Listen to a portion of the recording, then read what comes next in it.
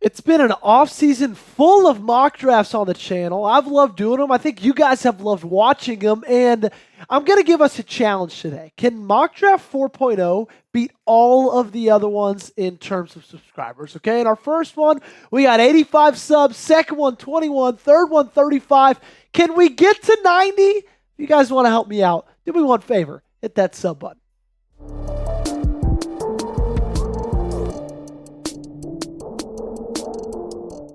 It is the weekend, ladies and gentlemen, and you know what that means. We got another mock draft for you. I don't want to toot my own horn.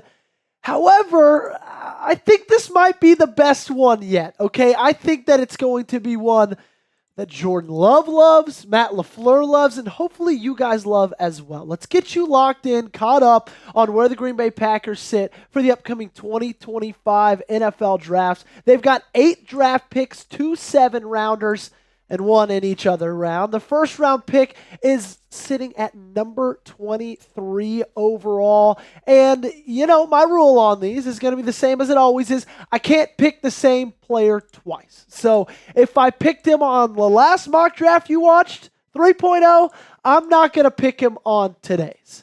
And thank goodness, because we got a guy fall to us at number 23 that I could not pass on. That is Luther Burden III, wide receiver out of Missouri. And I don't really love Missouri, but I'll tell you what, I absolutely love this kid. And my take on this whole thing when it comes to the upcoming draft is I believe there are 3 wide receivers, Tetairoa McMillan, Travis Hunter, and Luther Burden, that can be wide receiver ones come day one, okay? Burden is 100% one of those guys. Okay, I cannot tell you enough how impressed I am with this kid, with what he's been able to do at Missouri. If you look at the stats, nothing's going to blow you away from what he did this past year, right? 676 yards, 11.1 yards a catch, 6 touchdowns. But that was just because Missouri had a down year in totality, right? Brady Cook took a massive step back. They just kind of were much worse than they were in 2023. That's when he was at his best. And I just think that Love will love Burden because, plain and simple, he doesn't drop the ball. He's got, in my opinion, maybe the most sure hands in this upcoming draft. And that's not something that Jordan Love has been able to say about his wide receivers, especially as of this past year. Jordan Love's drop rate per PFREF was 7.1%. If you look at some of the other quarterbacks, Jared Goff, 2.1, Jalen Hurts, 1.8, the league average, 4.7. And Jordan Love's was 7.1.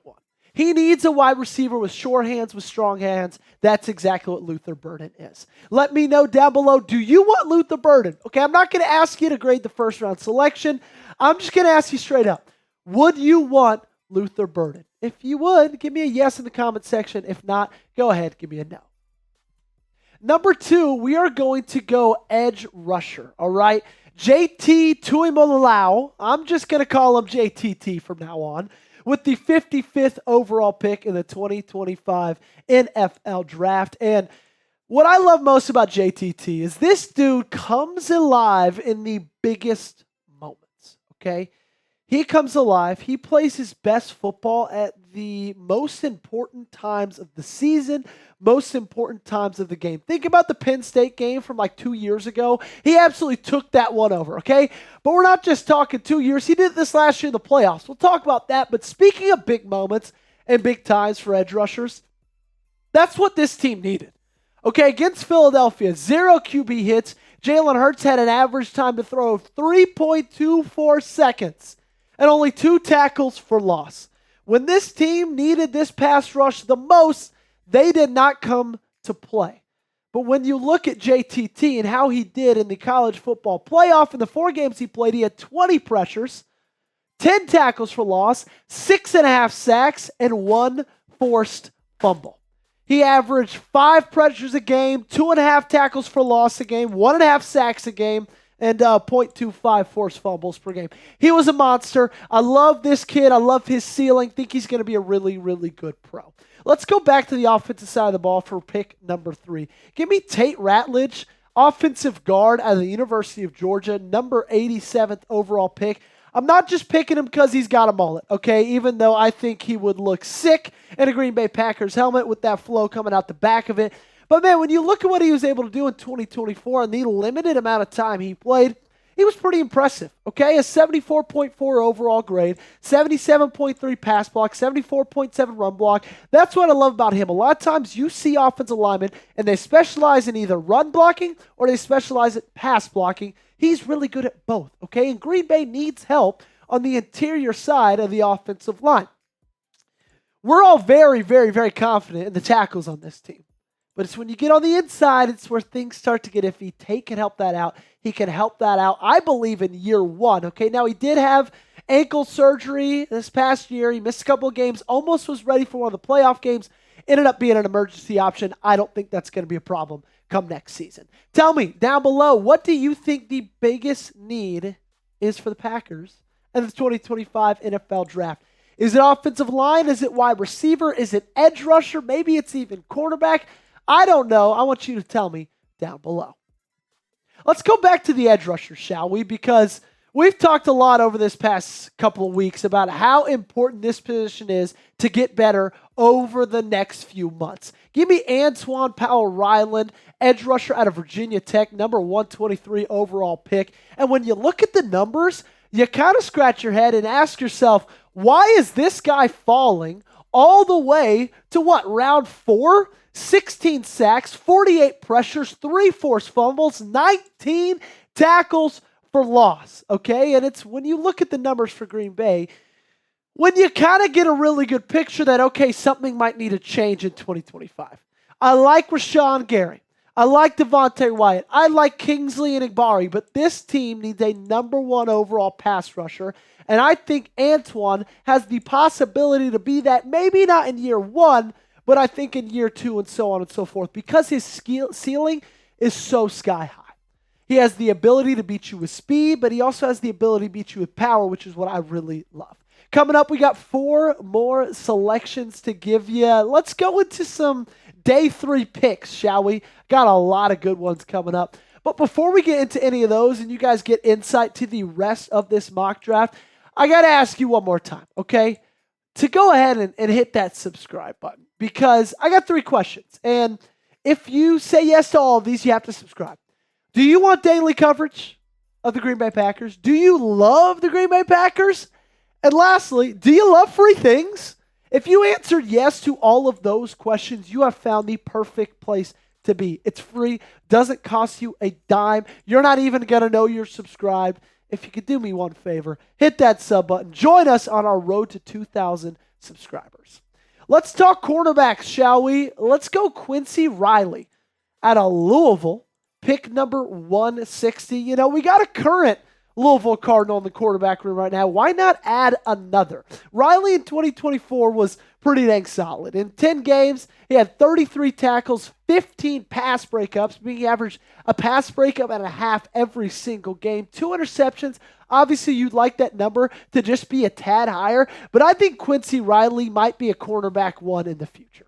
I think he is, okay? And when you look at what this cornerback room looks like right now, when Jair Alexander eventually exits, which I believe could be any day now, what you have behind him, I don't have a ton of confidence in, okay? And so I think draft a guy like Quincy Riley, and I think you go ahead and sign somebody in free agency like a DJ Reed, like a Charvarius Ward, get a guy like that, and, you know, I think in year 2, Quincy Riley really could be a legitimate option to be a cornerback 1 in this defense. Okay, he's all the skills you could need. He's nice and long. He's got good long speed as well. Got great hands when he needs to use them.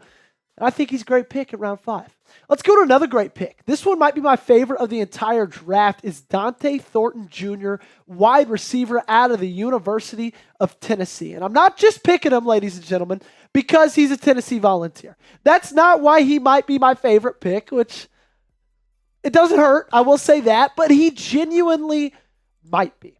And when you look at how he did And this last NFL scouting combine, he blew things off the charts, ladies and gentlemen.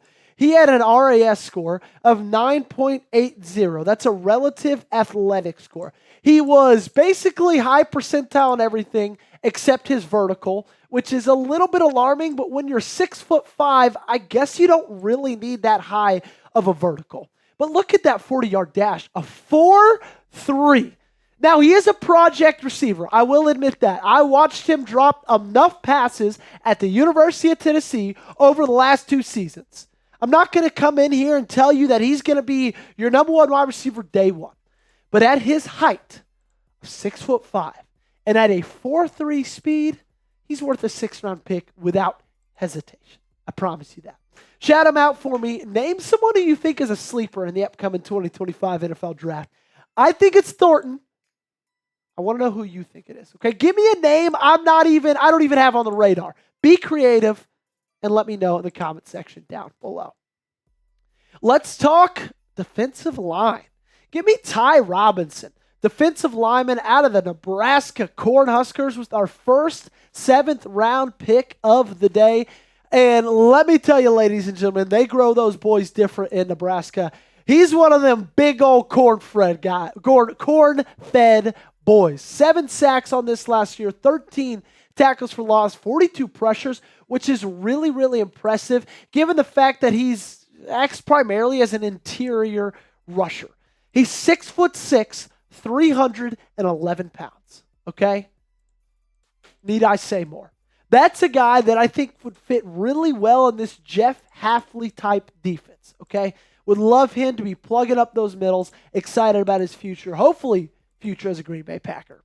Let's round this thing out. Joshua Gray, offensive lineman, guard that is, out of Oregon State with the 251st pick in this NFL draft. And Gray's got some great things about him. He's got some bad things about him, right? Just as every single player does.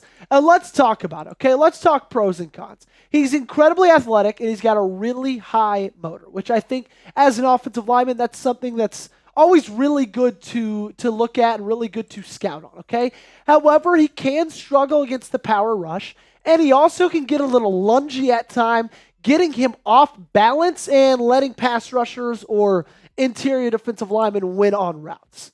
But still, I think in the 7th round, he's played a lot of football. I think he could be a really great depth piece at that interior offensive line.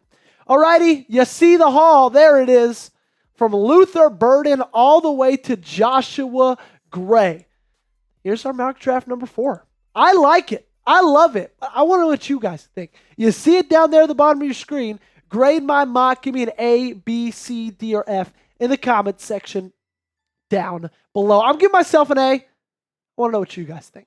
Thanks so much for watching. Really do appreciate every single one of you guys tuning in for all of these mock drafts. I love doing them. I know you guys love watching them. So keep hitting them up. Keep liking the video. And also, hit that sub button.